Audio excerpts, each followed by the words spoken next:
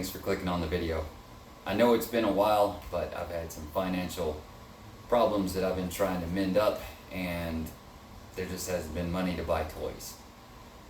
That being said, this is almost Father's Day, so I treated myself to a couple of new items.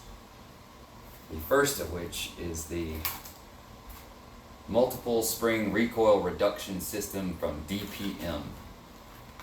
Now I'm pretty excited about this one, and I'm gonna do a unboxing, show you what comes in the package, and we're gonna see if it works for what I need it for. I recently bought a threaded barrel for my everyday carry, which is my Smith and Wesson Shield. I love this thing, it goes everywhere with me. And I wanted to be able to utilize my dead air Wolfman with my shield. And the very first time I tried it out, the pressure was so great, I guess even in the short configuration, the pressure was so great that it locked the slide back, and it wasn't even locked, it was pushed back so hard that it wedged against the barrel, I suppose, and I had to literally like hammer the thing with my hand to get it to disengage from being wedged. So I went online looking for heavier recoil springs for the Smith and Wesson Shield, and unless I'm just stupid or I'm not looking in the right place, I couldn't find a single option for a heavier recoil spring for the Smith and Wesson Shield.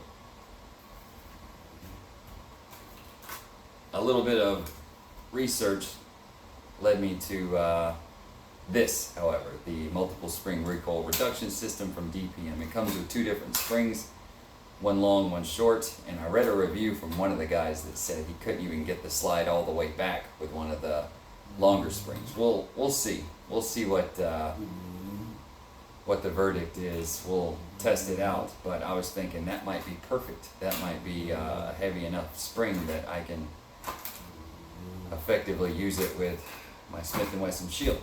So guys, if any of that interests you, we're also going to try out some subsonic ammo with the standard spring and with the DPM system. But this was my Father's Day gift to myself. And if you hear something snoring in the background, that's my bulldog, Sheba, and she is snoring pretty loud. But yeah, if that interests you guys, please hang out, check out the video, and if you really want to do me a favor, like and subscribe, and check out some of the other videos I made. But let's get into this one. Okay guys, so with the, I keep having to read this, the multiple springs recoil reduction system from DPM, here's what you get in the package. It's just, this is what you get.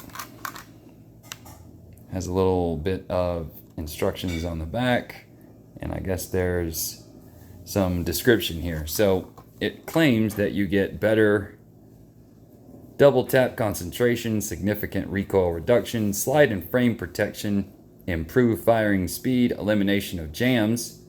Okay, that's exactly what I'm looking for, elimination of jams. Faster follow-up shots and no modification required. You hear that, YouTube? I'm not modifying anything. There's no modification of a firearm in this. So we're gonna pop it in the slide, and we'll see how it feels, and then we're gonna take it to the range and see just how this performs with both standard practice ammo, just a handful of different ammos, and see how it performs with my suppressor, because I wanted a suppressor that would cover it all. Well, cover a lot of bases anyway. And I settled on the Wolfman because of, I got more than one 9mm, and I definitely wanted to use it with the shield because that's what I carry every day. So I was pretty disappointed when I just fired some standard ammo through it and it jammed the slide back. But We're going to see how this bad boy works with a little bit of DPM, multiple springs, recoil reduction system help. So let's see if there's anything else in this package.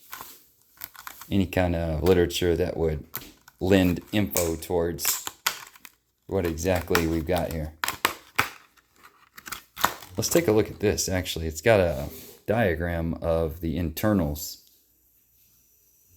So that's pretty interesting. It looks like there's a spring inside with another piston. It looks interesting.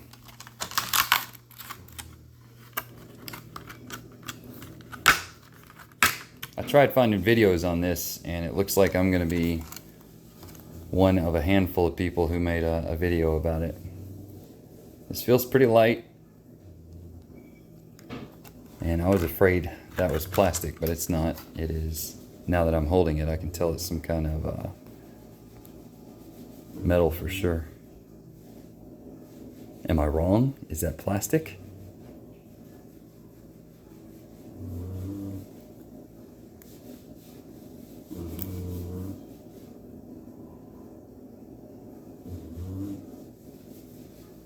No, it's metal. And my dog is still snoring in the background. That's pretty stiff.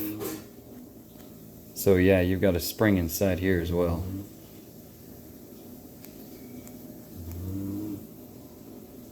Okay, I just hope it's enough. And just like the reviewer said, there is a long spring and a short spring. So I'm hoping that long spring is gonna do something to tame the massive recoil of the 9mm cartridge in my Smith and Wesson Shield. But it's really just the pressure that this thing adds. You slap another 7 inches on the barrel and you got a lot of pressure, I guess. So I'm hoping that this will do the trick. Now let's see what it looks like inside the frame and see how it feels.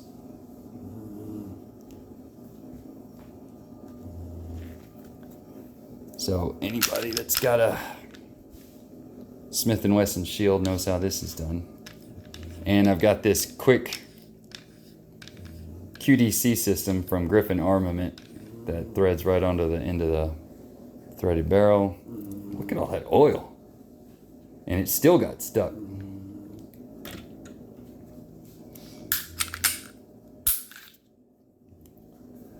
Here is your standard spring for the Shield.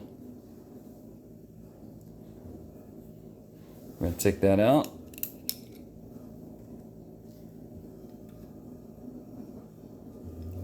And this is how it goes. There's no guide rod that goes with this. So apparently this acts as that's not a good sign.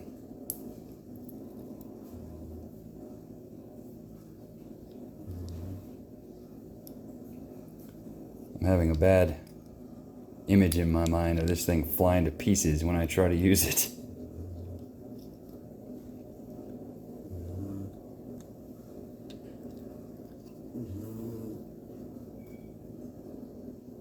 All right.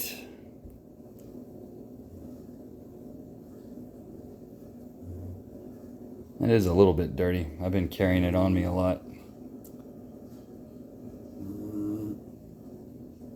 There she is. She's in there.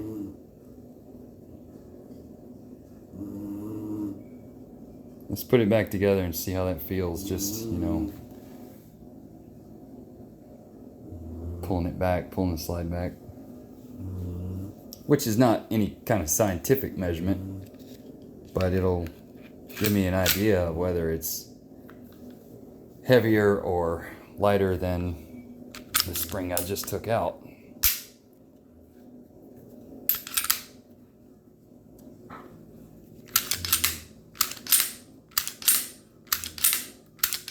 feels a bit lighter, and that's the heavy spring, or that's the longer spring. And it still locks back. There's no problem pulling that all the way back. It does feel a bit stronger. It is a little bit stronger. I'm optimistic. I'm hopeful.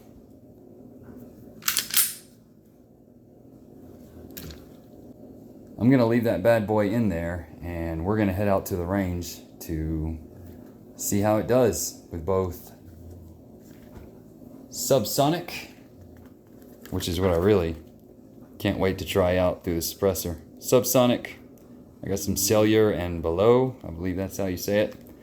And I got some,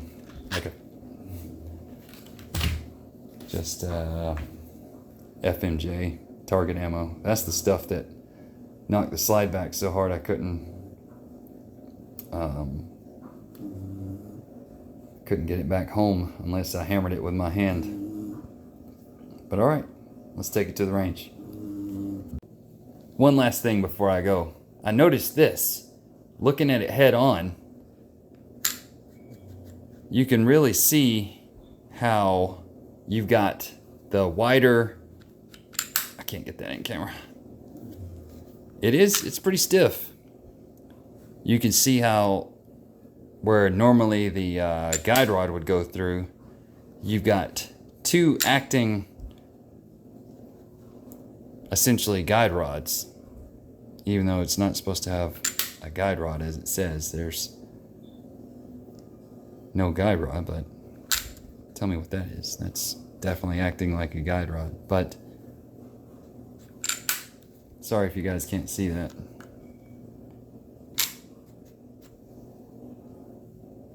Yeah, you can see that like 3-spring system at work. Yeah, just thought I'd show you guys that. All right, let's go to the range.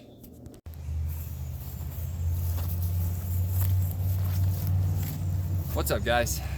We're out here and I'm ready to test some of the subsonic ammo with the DPM multiple springs recoil reduction system and see if it helps with the cycling and doesn't jam the slide back. Hopefully it'll cycle pretty well, and the ammo that we're using is cellular and below subsonic FMJ 9mm 150 grain.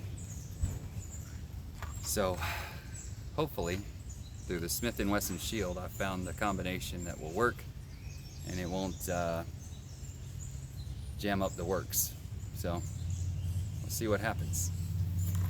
All right, cellular and below 150 grain FMJ with Dead Air Wolfman.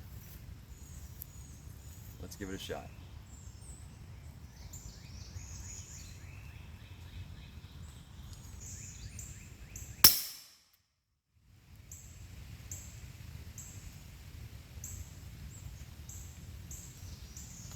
And again, we had a jam.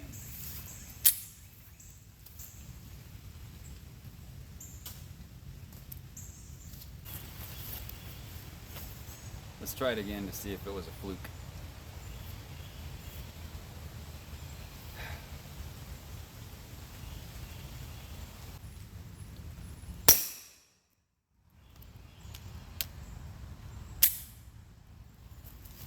Nope. Alright guys, I have realized that I've been overlooking an element of crucial importance when it comes to your suppressor, especially when used with a pistol. The piston, as you see right here, has to be oiled. I've had this thing for a little while, and for whatever reason, I neglected to oil the piston. So the booster assembly is not going to function properly. It's going to be stuck in one place, and possibly it's not absorbing that pressure, and all the pressure is going to go back into the slide. So we're going to try it again, and hopefully with the piston oiled it will absorb some of that pressure like it's supposed to. A booster assembly is supposed to do that, and the slide won't get all of the pressure, and we won't have any more malfunctions. So I'm hoping that's what's going on. It's got to be. Let's check it out. All right, guys, let's give this a try with a freshly oiled piston on the booster assembly.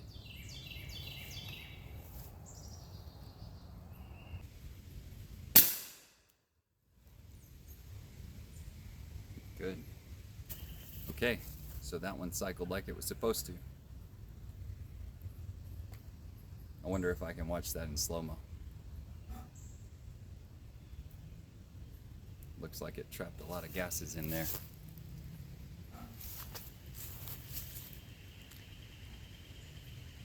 Hopefully you can see that. But we're not done, because the last test, it cycled fine on the first try. So let's try it again, and hopefully we won't have any more malfunctions now that the booster assembly's been oiled.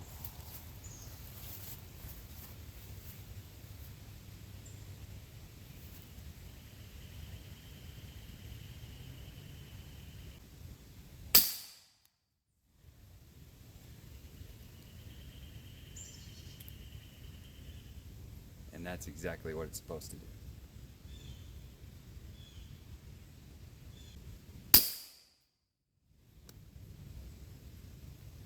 Nice. I'm gonna go ahead and say that worked. And I can't believe I didn't think of it earlier. And another thing I will comment on is just how quiet this is. I don't know if you can tell because it's being recorded on video, but the birds didn't even stop chirping. The crickets didn't stop doing their thing. It's very quiet. Very quiet. I think most of the noise came from the action on the slide. But yeah, I am happy. I'm a happy camper. Let's try it one more time, and then I'll be sufficiently pleased with the results.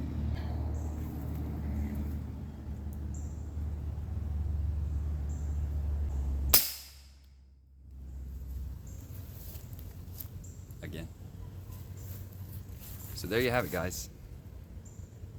I guess the moral of the story is the DPM recoil system is pretty cool, but if you're going to try to use a suppressor on your pistol, start with the basics first and at least make sure you lubricated the piston.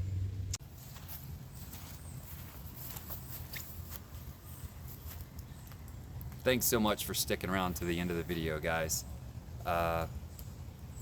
Sorry it couldn't be a more in-depth review of the recoil reduction system from DPM, but I wasn't able to make it to the actual range where I would normally mag dump and test a whole bunch of different ammos. I was trying to keep things quiet here in the backyard. It definitely served the purpose that I was looking for.